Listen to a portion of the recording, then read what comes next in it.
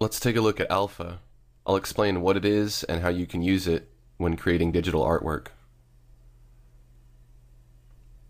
So first of all, to figure out what alpha is, you're going to need to get used to using your layers, and if you don't know where your layers palette is, it should be open by default, and if it's not, go to your window menu and click here on layers, and it'll open up. And you're going to want to make it pretty big so that you can see, you know, some multiple layers. When it comes in by default, it'll probably look more like this, where it'll have a picture of each layer. I just have my settings changed here to no thumbnail because I end up using a lot of layers, so I don't really need to see a picture of what's on it. I just want to see the name. So layers are essentially overlapping pieces of artwork. It's useful to have layers and to use layers because you might decide while you're painting that maybe, for instance, on this character here, maybe I want his eyes to be looking a different direction. So rather than erase his eyes and then have to paint him in again, I can just use this layer. I have this pupils layer here, which is these two black dots, and I can take them and I can move them around. I mean, they can go anywhere, really. So I can take a look at that and say, nah, I don't know if I like that, or maybe I'll have him looking up. Yeah, maybe I like that better. So using layers, for one, gives you room to experiment, and for two, it saves you from having to redo any work that you've already done. So I've already painted these dots here. I don't need to keep painting them over and over again and erasing them. I could, but it would just make things a lot harder and more time consuming, and there's absolutely no benefit to that. So I could even do this with the hair. I could take the hair and move it away and make the hair into a mustache, you know? I can do whatever I want with it. I could move it, I could move the order of the layer behind the head, and then, you know, he kind of looks like he's balding there. There's a lot of things you could do. If I don't like the hair at all, I could turn off the visibility of the layer by clicking this eyeball, and then it goes away temporarily without being permanently erased. It's just invisible. So that would also kind of help me if I had a lot going on in a painting and I just kind of wanted to hide some things to get them out of the way, or maybe hide the background or something, or replace the background. I can do that really easily. So layers are your best friend. They're, you know, pretty much only involved in digital painting, so you don't really use layers except for maybe an animation or something. That would be the only other thing you could compare it to, when they used to do cell animation. But I know they seem a little weird at first, and they're kind of strange to get used to using, and you don't have to use layers. A lot of people do digital painting just on a single layer, or on, you know, maybe just a couple. But for a lot of my paintings, I like to use as many layers as are necessary, and to use them in a way that's gonna make it easier for me to experiment and also lessen the likelihood of me screwing up my painting, doing something I don't like to it. So the way that you create layers, down here in your layers palette, you can click on this little double square notepad looking thing and create a new layer by clicking on it. You can rename a layer by double clicking or double tapping with your pen on the name, and then you can call it, you know, whatever you want. It's good to name layers so that you know what they are. You don't have to give them really complicated names because, you know, you might not keep them. You might end up towards the end of your painting flattening all your layers, which would be merging them all together into a single layer, and then so all those names would just kind of be a waste. You can delete a layer by clicking on the trash can here. You can of course drag the layer order, as I mentioned, by clicking and dragging and holding. Where this little blue line appears is where your layer is going to go when you move it. As you can see here, I also have these layers grouped. You can select multiple layers by holding down Shift, or you can hold down Control to select non-contiguous layers, and then you can do a Control G on your keyboard to group them, and it'll group them into a group, like so. And when something's in a group, it can be very useful for one to sort it, have all these groups sorted, and then also you can hide and reveal the whole group together, or just individual components. So that's layers. Now layers also have another function which is called blend modes, and that's this whole palette up here. What blend modes are, and in Corel Painter they're called composite methods, but I'm going to refer to them as blend modes because that's what they're called in some other programs. Blend modes control how one layer is going to blend with another layer, or the layer underneath it, or consecutive layers. So right now in this example here, I have these swatches, this black and this gray and this white, and if I take them and I move them around, you can see that they're completely opaque. And what I mean by opaque is that you can't see through them. Corel Painter lets you control a layer's opacity, so that's again how much you can see through it with this slider bar here. So if I change the opacity to 51%, now we can see through it about 50%, and if I change the opacity to 0, now it's completely transparent. And I can change that to varying degrees. So that's helpful to note because we can also change how this layer blends with the layer behind it. So you may be able to see the layer behind it, but it blends together with it in a different way based on the blend mode that you use. So let's try out some blend modes. Right now it's set to normal. Let's set it to multiply and see what happens. So multiply basically makes anything that's dark get darker and anything that's light or white disappear. So you can see that that white swatch is gone. It didn't delete or get erased.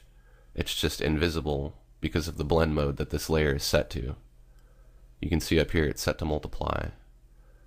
The black didn't change at all because you can't make black any blacker than it is now by adding to it. And this, what was a gray swatch, is blending, it's multiplying that gray tone with whatever's behind it. So it's making this orange here darker, and it's making this part of this gradient here darker as well. And if I move the swatch around, you can see anywhere that that gray goes, it's darkening. It's multiplying that gray with whatever's behind it. So it's multiplying this swatches layer with anything that's behind it. And what I mean behind it is anything that's below it in the layer order. So the box, which is this layer, is below it. And of course color, that's this background, is below it.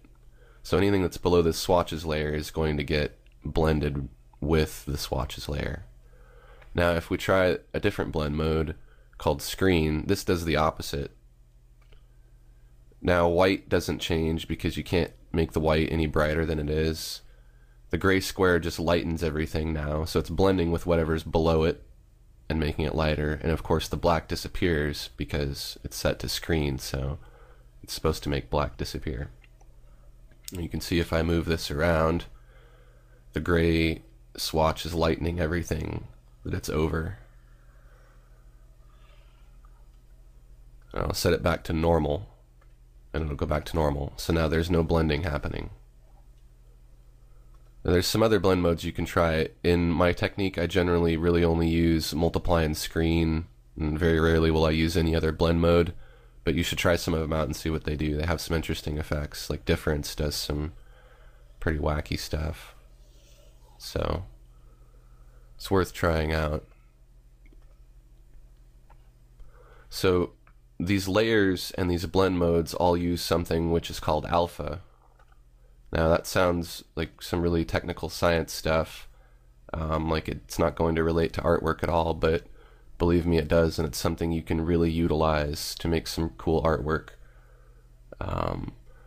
Alpha is essentially a computer's way of keeping track of how transparent or how opaque something is. So it's going to assign it a value, and it's going to want to know, is something 100% opaque or is it 0% opaque? It's just going to give it a number, right? So you can take advantage of this computer keeping track of this alpha and manipulate the way that that alpha behaves. So you can basically manipulate different effects based on the transparency of different objects, or change the transparency, or change the blending, lots of different things. So, for example, this black square here that I have, this bar here, at the left end of it, it's completely opaque, 100% opaque, 0% transparent, and you can't see any of the white rectangle behind it because it's, you can't see through it all. But as you go further to the right, it becomes more transparent. And so the alpha value starts reducing. If it's 100% here, then at the end, where you can't see any of the black rectangle and you can see all the white rectangle, there's 0% alpha. So it's good that the computer keeps track of this, because then if we're moving layers around, they'll accurately blend with each other. It'll look transparent, and that's good. So how can we use alpha? Well, we can use it for masking, for one. So what a mask does is, a mask essentially lets you, on a different layer, an invisible layer, will let you manipulate the transparency by painting. So you can paint in transparency, and what I mean by that is, let's say I have this mask here and I want to cut some holes in it. There's a few different ways I can do this. The first is I can take an eraser, and this is probably what most people would do, and I can just erase away from this mask layer here and make some eye holes in the mask. And let me just clarify that this mask layer, I'm going to move it around. This is just an independent layer from the face layer. So I've erased some holes into it, right? Now you can see through. But the problem is, I've destroyed these pixels. These pixels are permanently gone. So if I had done a lot of work to shade this mask, like let's say before I cut these holes in it, maybe I'll go through and I'll put some little polka dots and stuff on it. I could really go to town just shading this and doing all kinds of stuff to it. And then if I go and now erase these holes in it, there's going to be a problem, because I've done that permanently. There are undos that you can do, and I think by default Painter's set to 32 levels of undo, so that's how many steps you can go back. But let's say that I accidentally do more than 32 steps. So I've done well more than I can undo now at this point. So now if I decide, well, now I want to change something, maybe I don't like those eye holes, and I do as many undos as I can't go back to that point. So then my only solution, if I want to fix this, is I have to repaint it and start over, or try to adjust the holes, or something that's just going to take a lot more time to do. And then you can see I've painted over some of my dots. Now I have to go back and add more dots in, and I'm redoing work that's already been done. So erasing's not always the way to go. Another thing you could do besides erasing, instead of erasing, is what's called masking. So masking will let you remove from an object, but it's not going to delete any of that object permanently. So if I really go to town shading this here, I'm going to put a bunch of dots on it and show you how this will work. This is not a very good example of my artistic skills here. I'm just doing some quick stuff for example's sake. Okay, so rather than erase with my eraser now, I'm going to add a mask down here by clicking on this to add a new mask. So you get two boxes that appear. This one on the left is just your layer, right? This is what you see here that's colored and everything, and then what's to the right is the mask we created. And right now there's nothing on the mask, so nothing is interacting with it. But if we add black or white to a mask, that's white or black, it's going to affect the visibility of the layer that's connected to that mask. So for instance, let's try this. I'm going to add black to this mask. And you can see it looks like it's erasing, right? It's not actually erasing though, because it's not in any way deleting any pixels. It's just temporarily hiding them. It's kind of hard to see down here because it's a little picture, but you can see these little two specks that appeared. This represents those two black spots that I just made with my brush that are right here. And I'll draw a box around the canvas real quick, and you'll see it appear down there in that same palette. See this box that appeared? You couldn't see anything on screen when I was drawing on my canvas, because when you're drawing in a mask, it's invisible. You'll only see the effects on the layer that it's connected to. So for instance, I'll draw more on that mask. I'm going to draw a vertical line down the center, and I cut that mask in half, and you can see this vertical line appear here. I'll do a horizontal one. You can see it's removing from the layer that it's attached to, which is this mask layer. And you can see the results down here. So I can see what I'm doing. I can get a feel for where I'm drawing by either looking here or by seeing what's being affected in the layer. Now if I want to add back to that mask, I can add white to the mask. So now if I paint with white, I'm restoring all of that stuff that it wasn't erased, it was just hidden from view, it was masked away from view. So it's really helpful because now I can try eye holes like this. No, I don't like those eye holes. Okay, let's try thinner ones like this. No, it looked better how it was.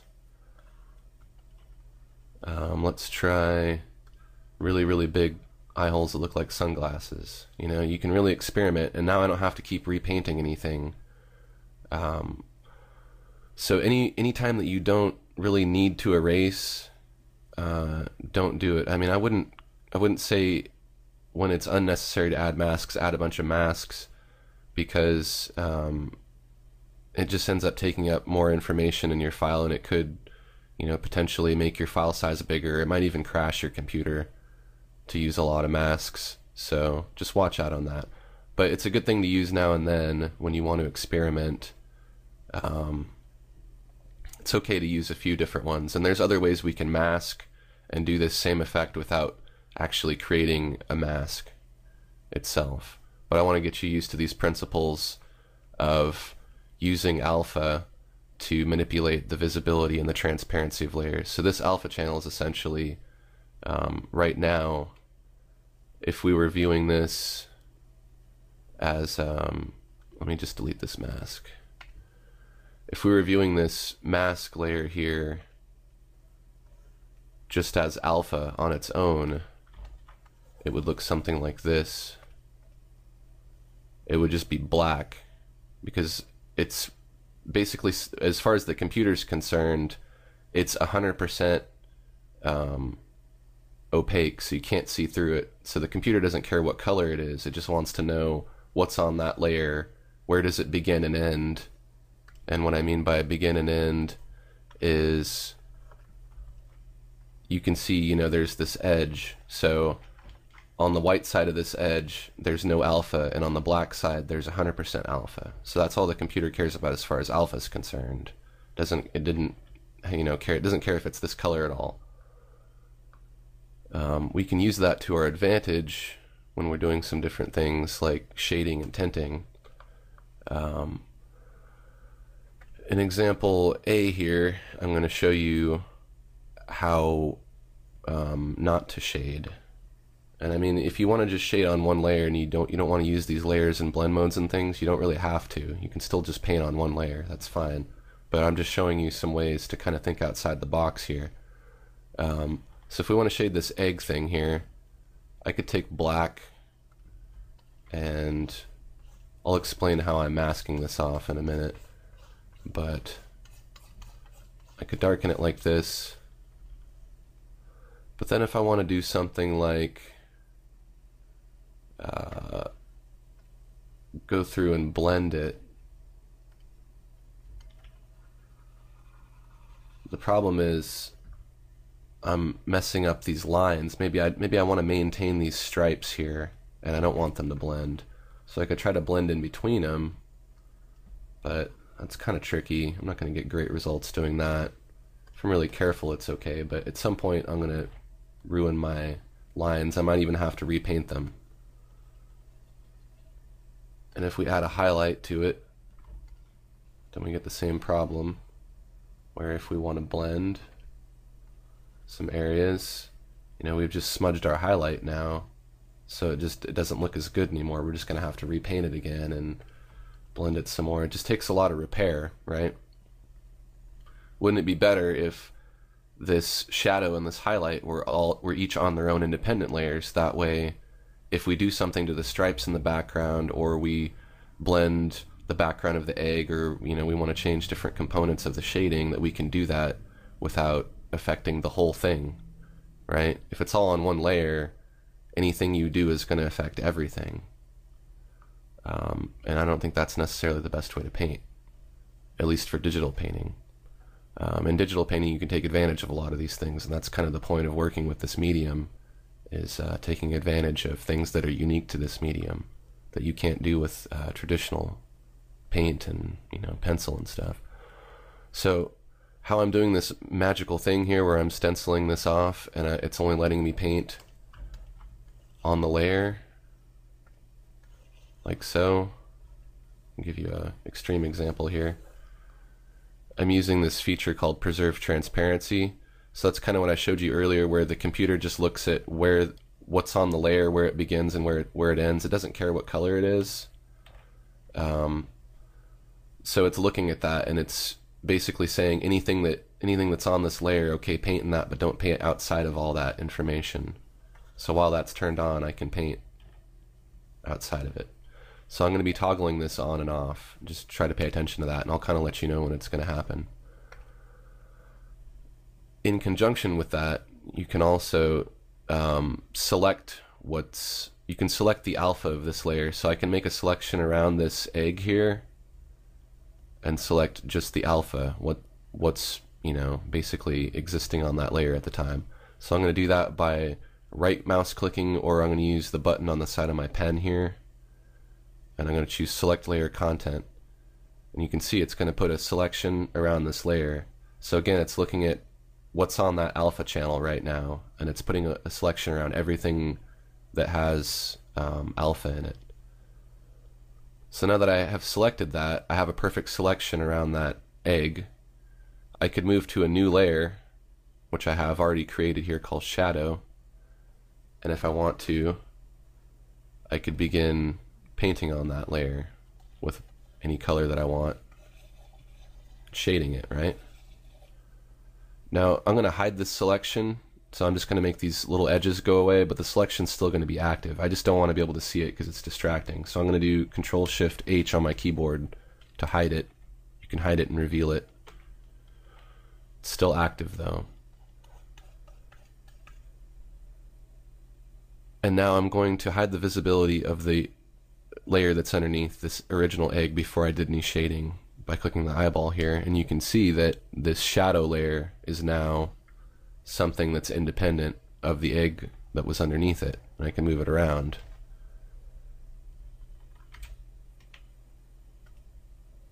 Now the good thing about that is that if I go back to the egg underneath, I can now do some stuff like this, where I can move these stripes around and I'm not affecting the shading. Or if I decide that I don't like that shading, I can very easily change it or erase it. Now I'm going to set the blend mode here to multiply. Forgot to do that, and that'll make that white go away. That's another one of the cool things about blend mode. So, and I could also change the shading to blue or red. I'm using alpha again here. So I'm using combinations of two things. One, I put the shadow on its own layer, right? But now I'm also using this feature again, this Preserve Transparency feature, to mask off or limit my painting to the alpha of this new layer that I created. So I created one layer from the alpha of the egg, and then I selected the alpha from the shadow layer that I created. So now I can only paint inside of this, and I can, you know, keep doing this as much as I want to kind of confine things to a certain area. So I'm going to make this shadow a more normal color real quick, and then let's also put a highlight on it. So I'm going to take a bright color here and add a highlight. And now you can see, maybe if I want to see it with or without, I can just turn off the visibility of that. Or if I go back to the egg layer that's underneath and I start moving the stripes around again, you can see I'm not going to smudge my highlight. If I go back to this other example, if I try to move these stripes, oops, I have to go back to this layer, okay, and deselect my selection. If I start smudging things around, I'm smudging everything. There goes my highlight, it's getting squished. Everything's just getting messed up. I have no control over these things independently, and why should it be that way? I mean, if you just want to work on one layer and you want to have these frustrations and these troubles, work with like oil paint or something and make it a lot harder on yourself to make art, if that's what you're into. But if you want to work smart and not hard, take advantage of this digital painting software and use these layers and these blend modes and things. I know it sounds really technical. It's, you know, it's not that hard to figure out though, you know, once you kind of play with it a little bit. We could also do some tinting. So let's tint this egg. Actually, I want to show you again because I just kind of want to drill it home on the don't use one layer thing. I'm going to try to tint the egg on the left real quick. Orange. So I can kind of do that, but it's adding lightness to my shadow and it's darkening my highlights. So that's no good. I'm going to, again, select the layer content of the egg on the right by right-clicking or using the button on my pen to do a right-click and then select layer content to make a selection around the alpha that's on this egg layer here. And I'm going to move up to a new layer that I already created called Tint. I'm going to turn off Preserve Transparency because otherwise this won't work. It has to be off. I'm going to change the blend mode to Multiply. And now I'm going to tint this egg. I'm also going to hide this selection here by doing Control-Shift-H on my keyboard. So now you can see I've tinted everything, right? But maybe I want to change the... let me just show you that, again, this tint layer is independent from what's underneath it. It's also independent from the highlight layer and the shadow layer. Okay, so I can change the opacity of that tint layer if I think I tinted it too much and I just want to tint it slightly. Or if I want my highlight to be on top of this tint, I can take and I can move the highlight on top of it, and I can also move the shadow on top of it. You didn't really see much change there, but so it gives me lots of room to experiment. You know, maybe I don't actually like it to be that white, so maybe I want the highlight to be back below the tint, and maybe I just want to reduce the tint so I can experiment. Or maybe I don't want it to be tinted orange, maybe I want it to be tinted this sky color. So I'll select a blue, turn on Preserve Transparency, so that way I'm only going to paint on what's on the alpha channel of this tint layer, and now I can paint in blue. So if I hide this egg layer that's underneath and the highlight and the shadow, I'm only working on this tint layer here. If I want to make it green, I can make it green. So I'm only painting on specific areas here. They're all independent from each other. I can't really screw anything up this way. There's a few things that can rarely happen, you know, that'll make this a little more difficult. There's some snags, but for the most part you can kind of really make just about as many layers as you feel like you need to, and I recommend doing so because it's just going to make things a lot easier. It gives you more room to experiment. So that's that. Let's take a look more at Preserve Transparency. Again, I just want to further clarify how this works. when this is on, it's blue, and when it's off, it's black. So I'm going to turn it on, and it affects whatever layer is selected. So this example layer is this rock looking thing here, right? So when this is turned on, I can only paint inside of what's on this layer, and what I mean by on this layer is what the computer sees as having alpha or not having alpha. So right now the computer sees this whole gray blob as being 100% alpha, and what's outside of it, there's no alpha at all. There's nothing. So it's not going to consider that as being part of this layer or part of this object. So if I go and I paint now, oops, okay, here's an interesting thing too. I still have this selection active. This happens to me a lot. I forget when I hide these selections that they're still active. This is that selection from the egg earlier that's still active, so I can't paint outside of that until I deselect it. To deselect it, you do a Control D. Now that might happen to you a lot. Just kind of watch out for that. So deselected. Now let's try this again. So if I'm painting, you can see I'm only painting inside of this rock shape, right? Doesn't matter what my background color is. There's nothing over it hiding the rest of these lines. I can only paint, oops, I can only paint inside of this shape when this layer is selected. Now, if I turn this off, what'll happen is now when I paint, I'm adding to that layer. So if I take this layer and I move it around, you can see I've added alpha, I've added substance to this layer. So now if I turn preserve transparency back on and I start painting with a different color, my painting is now stenciled off or confined to that shape. And if I turn it back off, turn preserve transparency off, and I start painting, I'm now adding again to that layer, as you can see. And if I turn preserve transparency back on and paint in it with an even different color, it's confined to that shape. So you can kind of see how that works.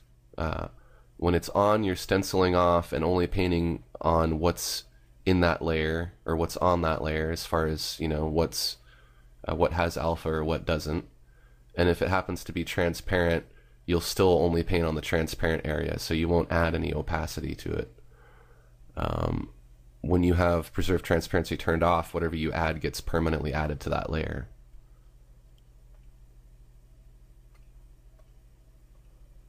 Now to clarify this select layer content thing I was doing,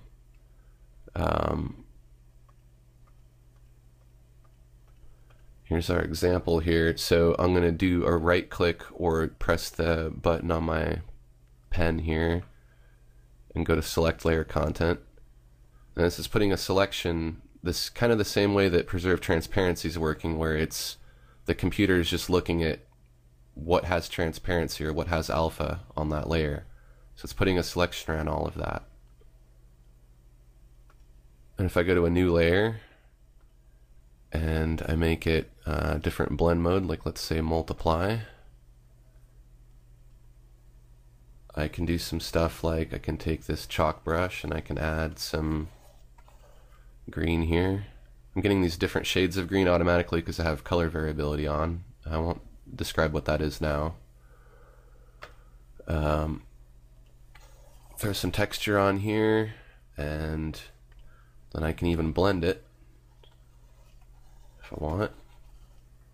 And I can change the opacity of it to get it looking how I want. And I'm going to hide this selection edge with the Control-Shift-H. And you can see I have a lot of control over putting things on independent layers. I'm going to do a Control-D to deselect, and I'm going to move this layer around here. You can see this tint layer. It's on its own, right? Now, it's the exact same shape as the layer that was underneath it because I did this selection around it. So that selection stays active. It's independent of what's behind it. It's just floating there, right? So if I make a new layer, that selection is active on that new layer. right? It's still there. So if I, go through and add some blue, it's going to fill in based on that selection. And I'm changing these blend modes so that you can see what's underneath it, so it's going to blend with something. And you can see I can easily do a lot of different things. I can try out different colors, I can tint things, I can texture things. I can do just about anything. So I mentioned there might be some snags earlier, and there are when you're doing this. What happens is in Corel Painter, and not in other programs, this doesn't happen in Photoshop, but if you blend near the edges of things, so if you blend from something that doesn't have any alpha towards something that does, so from the outside in, you might get this stuff that's, I like to call it white fringe. And it's this aberration that should not occur, and I'm sure in future versions of Painter they'll fix it. I've addressed this with them. It's very frustrating to me because it creates a little bit of extra work, and it kind of takes the fun out of this technique sometimes. Not always. It's kind of rare that it happens, and it's easy to avoid, and it's not that hard to fix, but you want to try to prevent it. So let me show you what it is. Example 1 here is this red square on the left. If I turn on preserve transparency and I use a blender like the coarse oily blender, and I blend from the outside, so where there is no alpha, into where there is alpha, this is what happens. Instead of pushing the pixels away, it pulls in white, it adds white, and there's no white, there's no reason to add white. The background's black, so if it's going to be adding anything, it should be adding black. Now in the forums, they'll tell you to turn on pick up underlying color, and that's supposed to fix it. Let's see what that does. I turn that on. So it should pick up the black, right? Nope, still white. So this, as far as I'm concerned, doesn't really do much of anything. Okay, so this is a problem because if I want to do something like example 2 on the right, if I want to blend this background texture, I have to stay right in the center, and if I go outside of that, look what happens. I get this white stuff. That's a huge pain. I don't like that at all. Even if I want to do simple blending like diffuse blur, just something soft, that's not anything really intense, I still get this little fringe happening here. And you might not even notice it. You might not notice till you're done painting everything and everything's all flattened into one layer that, look, now I got this stupid white fringe along the edges of everything. And it gets even worse. If you want to just, let's say, distort a layer, so I want to smudge it around, which would be really great to do because that makes it really easy to make shapes, you can see. What happens is anytime you use a distorto, you also get this fringe. Hopefully you can see it here. See this halo? It's not down here on any of the edges that I didn't touch, but it's definitely all along here. You can see that. There's none here at all. But when I start using a distortion brush, let me just remove these circles. When I start using a distortion brush or a blender, any kind of blender or distortion brush, you get this white that's getting added in. See that? Now, Corel's other solution to this problem is change the blend mode to gel cover. Ooh, look, it fixed it. That's what it's supposed to do, right? But the problem is you can still blend the way you're supposed to be able to blend. This is the way I want to be able to blend, right? That's great. And I can distort, and it's not a problem. The problem is that if I export this painting as a PSD file and I put it into Photoshop, Photoshop doesn't read the gel cover blend mode, so then it changes all of my layers that were gel cover back into a normal blend mode. So everything ends up getting this fringe back. So then when I import it back into Painter, which I import stuff and export stuff back and forth between the two programs a lot, and pretty much any professional artist is going to do that, I have to keep changing these blend modes back each time.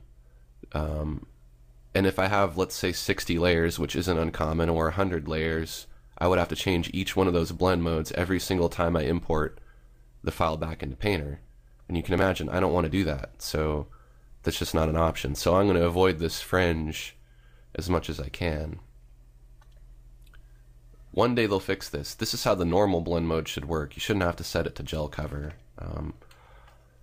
And, you know, if you don't work in Photoshop, maybe this isn't going to be an issue for you, and maybe this is your solution and you're happy. But if you do get some fringe like this and you want to get rid of it, there's some ways to get rid of it.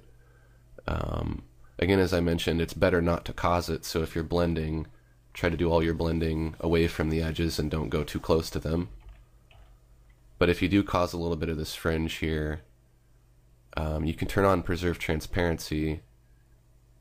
One of the things you can do is you can use the Distorto brush to push the pixels, the white pixels, outside of the layer, like that. Or, let me just add some more fringe here. That's not hard to do. If you have something that just kind of goes along the edge and is pretty thin, like this, you can use the pinch brush. And what the pinch brush does, I'll just show you real quick. It pulls pixels in towards the center of the brush. So you can see I'm pushing down right now and wiggling my brush, and it's pulling like a vortex, pulling those pixels towards it.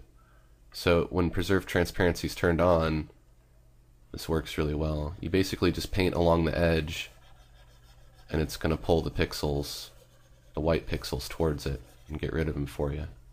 And this really generally works best on just a very thin fringe, like some stuff like this. Because the problem is, if you have something that's really heavily textured, you're going to end up pulling in your texture, like this for instance, and then you get these streaks that'll happen here. You might ruin some of your texture by doing that too much. So again, it's better not to cause the white fringe if you can help it. Sometimes if you make if you do this select layer content trick a lot, and you do a lot of layers of different blend modes, and then you flatten them together, sometimes you'll get this fringe that'll appear around everything. So let's try and see if we can get this to happen. Sometimes it happens, sometimes it doesn't. So I made a multiply layer based on this selection here, right? And then I'm going to make another layer. Let's make that a screen layer. And let's make another layer, and let's make that a multiply layer. And it's not uncommon that I would do this, use a lot of different combinations of layers. And let's take them and let's merge them, or let's group them together, and then let's merge them. It worked. Okay. So you can see that when I merged those layers, I did an undo here. I'm going to do a redo. When I merged those layers that were different combinations of normal and multiply and screen, it added this fringe around everything. That's another problem. This is something that maybe you can't avoid or fix. There's kind of some things you can do, like if you merge your layers in a specific order, maybe one at a time, starting with the one that's above your base layer. So if I merge this multiply together with the layer below it, it still does it. But sometimes if you do them in a particular order, the result will end up okay, but you might just have to just not flatten these layers and just leave them together to avoid this problem. But again, that's going to add fringe. If it adds that fringe though, and you really want to fix it, again, you can just go in here, turn on Preserve Transparency, take the pinch brush, and follow along the edge here. It's just pulling those redder pixels towards it that I want to get rid of. There's kind of no way to fix this whole mess here, but I can fix this down here pretty easily. And if I find that I'm just adding some white accidentally, I'll just use the Distorto brush instead, and it'll give me more control. You can see how much of a pain this stuff is. I'm just adding more by trying to get rid of it.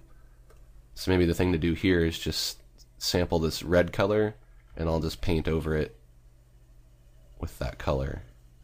That's easier to do sometimes. Sometimes just painting over it works better. Like right here where the yellow is, I'm going to sample this yellow color, and I'm just going to paint over it. Or sample this burgundy color and paint over it. So there's ways to get rid of it, and there's ways to prevent it. You know, maybe in version 13 of Corel Painter this won't be a problem ever again, and you know, just make things wonderful. So hopefully you have a better understanding of what alpha is and how you can use it in your paintings to your advantage, and you should be using it again, because if you're going to do digital painting, you should take advantage of, you know, the things that make digital painting unique compared to other mediums. And alpha and transparency and layers and blend modes, those are all things that are unique to digital painting. So why not take advantage of them? So definitely use this, experiment with it, apply it to your work, and thanks for watching.